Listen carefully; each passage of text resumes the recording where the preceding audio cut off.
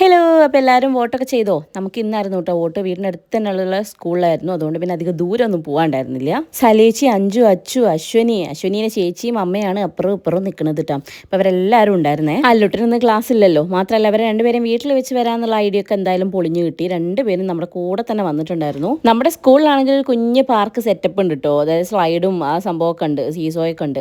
അപ്പോൾ അതിലേക്ക് വെള്ളം ഇറക്കിക്കൊണ്ട് നോക്കി നിൽക്കുകയാണെങ്കിൽ അല്ലുട്ടെ ഞാൻ പറഞ്ഞു എന്ത് ചെയ്താലും വോട്ട് ചെയ്ത് കഴിഞ്ഞിട്ടേ ഞാൻ വരുള്ളൂ എന്നൊക്കെ പറഞ്ഞേ. ഷുഗർ ഉള്ളതുകൊണ്ട് തന്നെ ഈ പ്രഗ്നൻസി ടൈമിൽ ഞാൻ ഇൻസുലിൻ എടുക്കുന്നുണ്ട്, മെറ്റ്ഫോമിനും കഴിക്കുന്നുണ്ട്. അത് രണ്ടും കൂടെ കഴിഞ്ഞ് കഴിഞ്ഞാൽ പിന്നെ ഉണ്ടല്ലോ മക്കളെ, എൻ്റെ ബോധം എവിടെയാണ് പോകണമെന്ന് എനിക്ക് തന്നെ അറിയില്ല കേട്ടോ.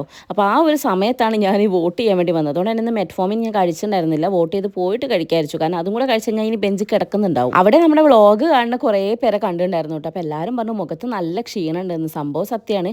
എനിക്ക് തീരെ പറ്റുണ്ടായിരുന്നില്ല കേട്ടോ. അപ്പോൾ നിങ്ങൾക്ക് എൻ്റെ മുഖത്ത് ക്ഷീണം കാണുന്നുണ്ടോ? എനിക്ക് നല്ല ക്ഷീണം ഉണ്ടായിരുന്നു.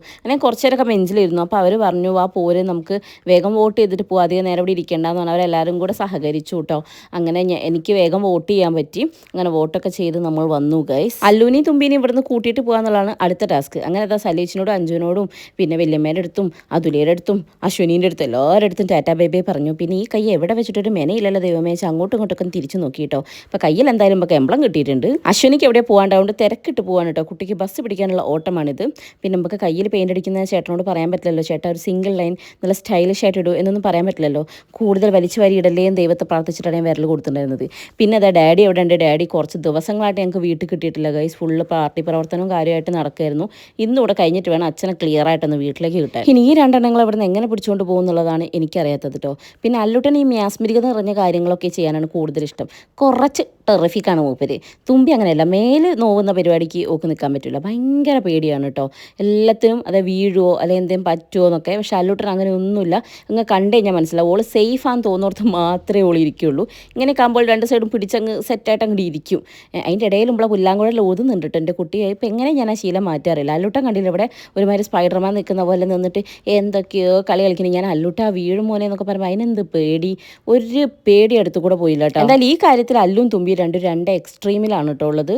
ഇവരടുത്ത് പല അടവുകളും പയറ്റി നോക്കും. ലാസ്റ്റ് ഞാൻ ഇമോഷണൽ സാധനം വിടുമ്പോഴാണ് ഇവിടെ സാധാരണ വരാറ്.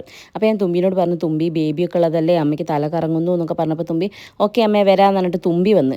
പക്ഷേ ഈ ചെങ്ങായി വരണ്ടേ. അവസാനം ഭീഷണീൻ്റെ സ്വരം മുഴുക്കിയിട്ടാണ് ഞാൻ ഈ ചെക്കനെയും കൊണ്ട് പോണത് കേട്ടോ. അപ്പോൾ അച്ചു ഞങ്ങൾ അവിടെ ആക്കി തരാം, എന്നിട്ട് ഓക്ക് തിരിച്ച് വരണം എന്ന് പറഞ്ഞിട്ട് ഞങ്ങളെ കൊണ്ടാക്കാൻ വേണ്ടിയിട്ട് വരുന്ന വരുത്താണ്. അങ്ങനെ ഇന്നത്തെ നമ്മുടെ വോട്ടിംഗ് പരിപാടികളൊക്കെ കഴിഞ്ഞിട്ടുണ്ട്. അപ്പോൾ പിന്നെ വോട്ട് ചെയ്ത രഹസ്യം അത് രഹസ്യമാണല്ലോ, പുറത്ത് വരാൻ പറ്റില്ല. അതുകൊണ്ട് ഞാൻ പറയില്ല കേസ്.